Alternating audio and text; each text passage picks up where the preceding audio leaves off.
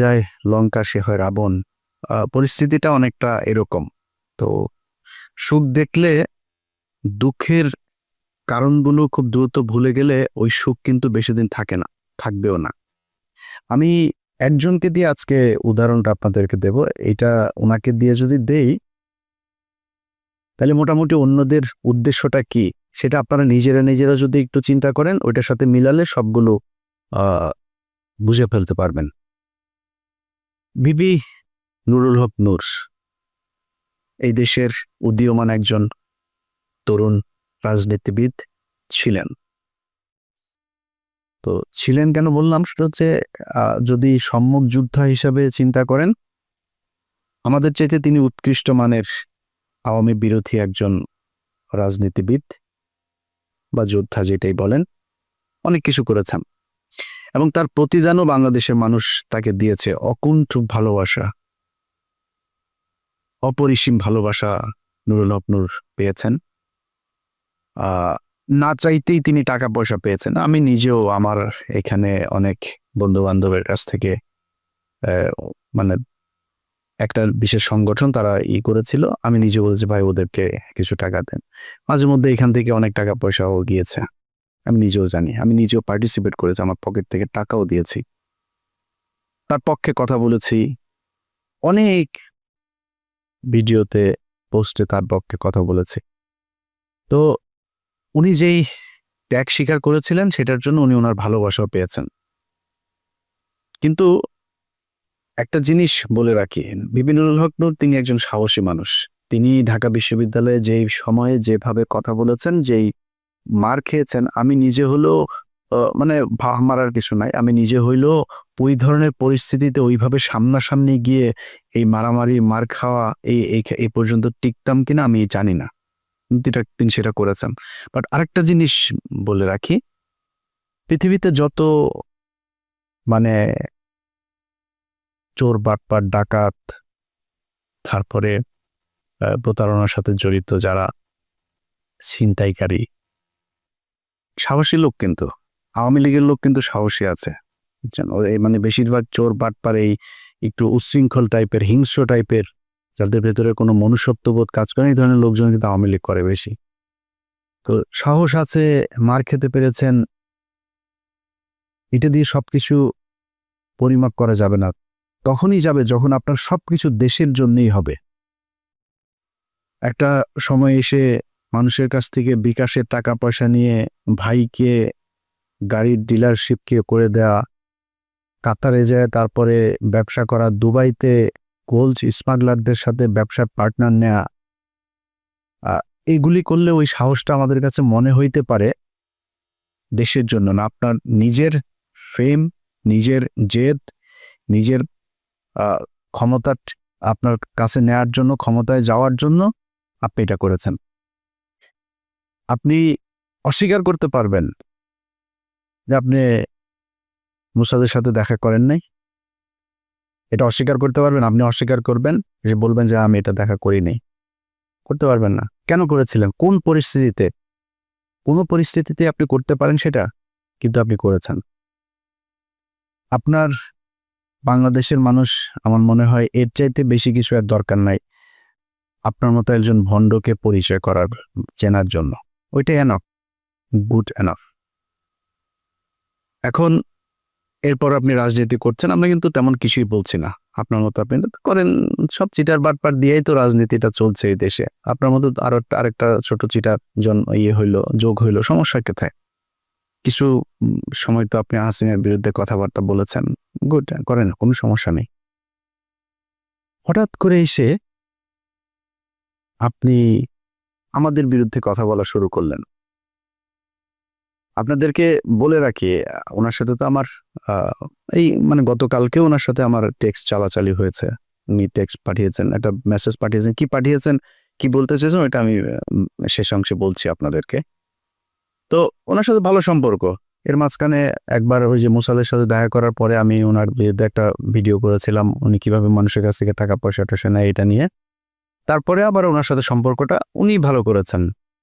তা আমি চিন্তা করেছি খামাকা ওর সাথে ঝামেলায় যাওয়ার দরকার নেই, ঝামেলায় যায়নি। হঠাৎ করে এসে আপনি 2 দিন আগে বিদেশে বসে থাকা ইউটিউবার, ফেসবুকার এরা হচ্ছে গিয়ে বাংলাদেশে পরিস্থিতি ঘোলা করার চেষ্টা করছে। এইটা আপনি আরো 10 মাস আগে বলেন নাই কেন?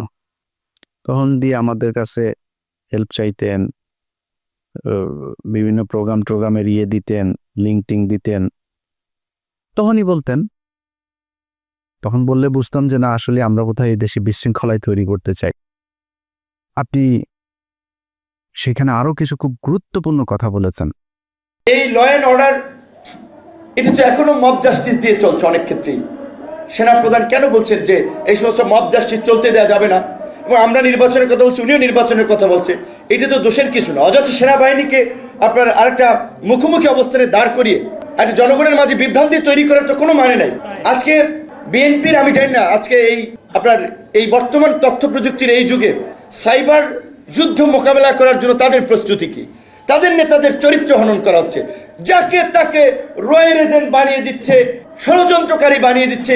আর এই যে একজন ইউটিউবার, ফেসবুকার, এরা হচ্ছে দেশপ্রেমিক। দেশের বাইরে থেকে এরা আপনার দেশ স্বাধীন করে ফেলেছে, সিনিয়র নেতাদের চরিত্র হনন করছে। এইগুলো নিয়ে আমি জানি আপনাদের এগুলো কনফিউজ করে কিনা। তো এইভাবে যদি মানুষের মাঝে বিভ্রান্তি তৈরি করে, তাহলে তো মানুষ বিভ্রান্তিতে পড়বে। কথায় কথায় একে ওকে র ট্যাগ লাগায় দেয়। র ট্যাগ লাগায় দেয় মানে কি? আমরা তারেক রহমানের বলছি নাকি, কারণ খালেদা জিয়াকে বলছি, ভারতের চর বলছি কখনো? সালাউদ্দিনকে কেন বললাম? ওই মির্জা আব্বাসের সাথে গ্যাঞ্জাম। মির্জা আব্বাসকে তো আমরা রয়ের লোক বলি নাই। ওই গোয়ারশ্বর চন্দ্র রায়, তারে রয়ের লোক বলি, এরে বলছি। ফখরুলরে বলি। বিএনপিতে তো হাজার হাজার লক্ষ লক্ষ কোটি কোটি মানুষ, কই বলি না তো? ওই শামা ওবায়দরে বলছি। এদের বলি কেন? নিশ্চয় কারণ আছে। সবাইরে তো বলি না, আপনারও তো বলি নেই। আপনার বিরুদ্ধে যখন কথা বলছে তখন আপনি যে ওদের ওই অন্য দেশের গোয়েন্দা সংস্থার সাথে দেখা করে আসেন, আপনারা কিন্তু আমরা রয়ের লোক বলি নাই তখনও। তো যাদেরকে বলি তাদের পেছনে নিশ্চয়ই কারণ আছে। সালাউদ্দিন সাহেব শিলংয়ে গেলেন, শিলংয়ে যায় তারপরে সেখানে সাদা লুঙ্গি, সাদা পাঞ্জাবি পরে বিশাল বাংলোর মধ্যে ঠ্যাঙের উপর ঠ্যাং তুলে দেয়া, তারপরে তিনি বসেই করেন, লোকজনের সাথে দেখা করেন, সাক্ষাৎ করেন, ছবি তোলেন, পোলাও কোরমা খায়, আবার পছন্দ মতো নারীও সাপ্লাই পায়। সবই পেয়েছে, তো কিছুই হয় নাই। দেশে আসার পরে আজকে 10 মাস আপনাকে যদি এইভাবে কোনো একটা দেশের গোয়েন্দা সংস্থা ওই দেশে তুলে নিয়ে যাইতো, সেটা আপনার দেশের যারা যারা, যে আইন শৃঙ্খলা বাহিনীর সদস্য যারা যারা এটার সাথে জড়িত, ওই দেশের যারা জড়িত, দুই পক্ষের বিরুদ্ধে আপনি অভিযোগ করবেন না? 10 মাস হয়ে গেল। ওনাকে একবার ডেকেছিল ওই আইসিটি, আপনার ওই ইন্টারন্যাশনাল ট্রাইব্যুনাল, যেটা, যে উনি জিজ্ঞেস করেছে কি হয়েছে, কিটি বিবরণ দিয়েছে। ওনাকে বলা হয়েছে অভিযোগ করতে, উনি অভিযোগ করেন নাই। অভিযোগ না করে তিনি চলে এসেছেন, তার আইনজীবীকে নিয়ে বলছে যে আমরা পরে করব। And it's been 10 months. এই 10 মাসের মধ্যে আমি সময় পান না। আপনার 10 বছর যারা জীবন থেকে ধ্বংস করে দিল, আপনি তাদের জন্য 10 মাসে এসে আপনার অভিযোগ নাই, কোনো আপনার তাদের ব্যাপারে ক্ষোভ নাই, আপনি সেটা গায়েব করে দিলেন। এখন আমি যখন এটা নিয়ে আলোচনায় আনলাম, আপনার ওনার আইনজীবী একটা পোস্ট করেছেন। এই ব্যক্তি বলেছেন যে উনি সময় পান না, এটা সালাউদ্দিন সাহেবের দোষ না। ওনাকে বলেছেন সালাউদ্দিন সাহেব আগে, উনি সময় পান না, এই জন্য করা হয়নি। এটা মানুষ খাবে। তো ভিপি নুরুল হক নূর, উনি খুব কষ্ট লাগলো ওনার। ওইটা শোনার পরে কিন্তু আমার মনে হইল যে সামথিং ইজ রং দেয়ার। আমার এই গত কয়েকদিনে আমি কয়েকজন মানুষের যেই মানে তাদের যেই কি বলবো যে কার্যক্রম, তৎপরতা, এগুলো দেখে আমি কনফার্ম হয়েছি টাকা এক জায়গা থেকে বিশাল বড় অঙ্কের পেয়েছেন। আমি দীপিনুরকে আগের বার যেভাবে ধুয়েছিলাম না, দীপিনুর আমার সাথে কথা বলার প্রশ্নই আসে না, সে এরকম ছেলেই না, যথেষ্ট ঘাটতার আসে। এসছে কেন? কৌশল। আমার সাথে সে ঝামেলা যাইতে চায় না। আমার সাথে ঝামেলায় গেলে তার রাজনৈতিক ক্যারিয়ারের সমস্যা হবে, সে নিজে গোলাম ময়লা রনির মতো হারায় যাবে। এই জন্য সে আমার সাথে আসতে চায় না। তো আসলো, এসে তারপর আমারে নিয়া যা মনে চায়, আমাদের সবাই, আমি, কনক সরোয়ার, পিনাকি ভট্টাচার্য, আমাদেরকে যা মনে চায় তাই বলল। এখন সে এই ঝুঁকিটা কেন নিল? এইটার পেছনে এমন একটা অ্যামাউন্টের টাকা সে পেয়েছে যেটা তাকে বাধ্য করেছে এই কথাগুলো বলতে। ইলিয়াস আমার বিরুদ্ধে বলল, পিনাকি আমার বিরুদ্ধে বলবে, কনক স্যার বলবে, সমস্যা হবে না। যেটা পেয়েছে এইটা বিশাল অঙ্কের, অনেক বড় অঙ্কের একটা অ্যামাউন্ট পেয়েছে। আরেকটা ছিল ওই যে তারেক, এও হঠাৎ করে এসে বলল, এরা তো ভাই কিছুই করতে পারেনি, সর্বোচ্চ কি পাবে? ধরেন বিএনপির সাথে যদি মিলে বিএনপি বলবো, ওকে বাপ তোমার আমি পটুয়াখালীতে একটা আসন দিলাম, ওইটারে বলবে ভাই তোমারে আমি করি, তোমার এমপির সাথে মিলামিশা কিছু কাজ টাজ দিব না, টেন্ডার দিব না। তারা কেউ তো দিবে না, কেউ কোনো দলের সাথে যদি যা লাগে যে আমরা তোমাদের সাথে থাকবো, ওর একক একটা পাবে না। নূর হয়তো একটা পাইতে পারে, ওরা ওইটাও দিবে না। তো ও আমার পিছনে লাগলো, আমাদের নিয়ে কথা বললো, অথচ এরা সবাই কিন্তু আমাদের সাথে খুব ভালো সম্পর্ক বজায় রাখে। মানে আমি এটা বলছি না যে আমি বিশাল আকারে কোনো কিছু, এটা না, মানে ও ভয়ে হোক আর ভালোবেসে হোক আর মানে পরিস্থিতির কারণেই হোক, আমার সাথে ভালো একটা সম্পর্ক, এবং এটা খুব স্বাভাবিক ব্যাপার, এটাই রাখা উচিত, তারা রাখেও। আমি দেশের বিরুদ্ধে যাইনি তো। হঠাৎ করে এসা একসাথে আপনি লেগে গেলেন। সো আমরা তো জানি টাকা পয়সা কোত্থেকে আসে, কোত্থেকে টাকা পয়সা দিচ্ছে। আমরা তো বিক্রি হইনি কারো কাছে, আপনারা বিক্রি হয়ে গেলেন। কয়টা টাকার জন্য আপনার পুরো ক্যারিয়ার ধ্বংস করে দিলেন। এই বাটপার এর আগে একটা কাজ করেছিল। আমরা চলেন আমরা ওই একটা বক্তব্য শুনে আসি তার। শেখ হাসিনা যখন তাকে ডেকেছিল গণভবনে হওয়ার পরে, তখন কিন্তু সে কিছু কথা বলেছিল সেখানে। সে কথাগুলো আগে শুনি, তারপরে আমরা পরে আলোচনায় যাই। আমিও যেটা বলেছি যে আমি ছাত্রলীগের কর্মী ছিলাম না, শুধু ছোটোখাটো একটা নেতাও ছিলাম, হলের পোস্টেড ছিলাম। আর আমি বিভিন্ন প্রোগ্রামে গিয়েছি, আমি দেখেছি নেত্রীকে ঢাকা মেডিকেল যখন বার্ন ইউনিটে বিএনপির আন্দোলনের সময় যখন বিভিন্ন অকারেন্সগুলো ওঠে, তখন তিনি গিয়েছেন। আমরা রাস্তার পাশে দাঁড়িয়েছি, তাকে দেখেছি গাড়ির কালো গ্লাস থেকে, স্পষ্ট দেখতে পারিনি, টিভিতে দেখেছি।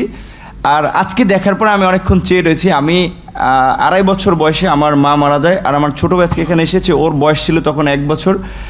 আমার মায়ের এটা আমি যতটুকু মনে করতে পারি, আমি সেটা খুঁজে পেয়েছিলাম আমার প্রাইমারির একজন শিক্ষিকার মধ্যে, আমি যেই প্রাইমারিতে পড়েছি। আর আজকে আমি মাননীয় প্রধানমন্ত্রী এতদিন টিভিতে আমি ওভাবে দেখতে পারিনি, কিন্তু আজকে দেখে আসলে আমার মনে হয়েছে যে তার মধ্যে আমার মায়ের চেহারাটা আমি কিছুটা দেখতে পেয়েছি, এরকম একটা জিনিস হচ্ছে। সেজন্য অনেকে আসলে বিভিন্ন উপাধিতে বলে থাকেন। আর আমরা একটা জিনিস দেখেছি যে আসলে তিনি প্রধানমন্ত্রী হিসেবেও, আমি বলবো না তিনি প্রধানমন্ত্রী, তিনি সবার প্রধানমন্ত্রী, তারপরেও তার কিছু স্পেশাল আসলে ক্যারেক্টার যেটা আমরা দেখেছি, যে কখনো ছোট শিশুকে কোলে নিয়ে, মানে একদম সিম্পল একজন যে নারীর যে ভূমিকা, সেই ভূমিকা অবতীর্ণ। আবার যখন দেখেছি আন্দোলন সংগ্রামে, মানে তার শুনেছি ওই সময়ের তার সেই মানে ছাত্র রাজনীতি থেকে উঠে এসেছে, তার কৃতিত্বের কথা আমরা শুনেছি। আর বঙ্গবন্ধুর কথা তো এটি আসলে তো শুধু আমরা না, সারা বিশ্বের মানুষ জানে। আর তার সুযোগ্য কন্যা যদিও শেখ রেহেনা আপা আমরা রয়েছে, কিন্তু এটি তো আমরা মানে সবার মধ্যে সব গুণ এককভাবে থাকে না, কিন্তু আপা আমরা মনে করি যে আসলে যেটা বঙ্গবন্ধুর মধ্যে অনেকে বলে যেটা ছিল, তার পুরোটা মনে হয় যে আমাদের নেতৃত্ব পেয়েছেন।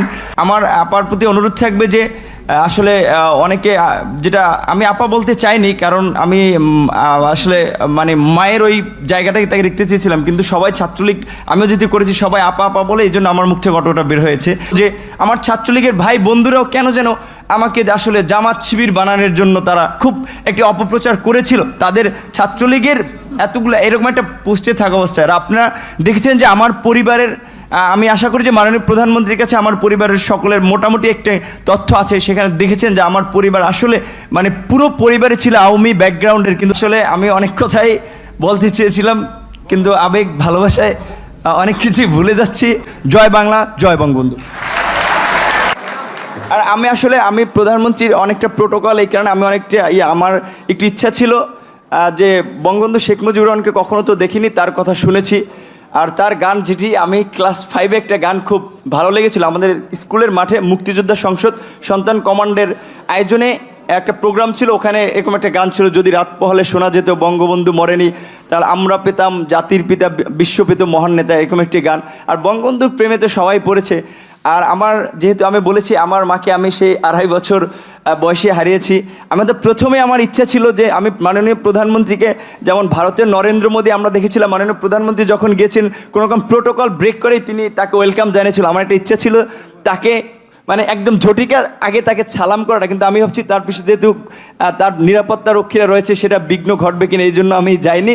আমি একটু মাননীয় প্রধানমন্ত্রী আপনাকে একটু, যেহেতু আমার মা নাই, আমি বলেছি আমার সেই মাতৃত্বের ছায়াটা আমি দুজনের ব্যক্তির মধ্যে খুঁজে পেয়েছি, সেটা আমার শিক্ষিকা এবং হচ্ছে আপনি, আমি একটু আপনাকে সালাম করতে চাই।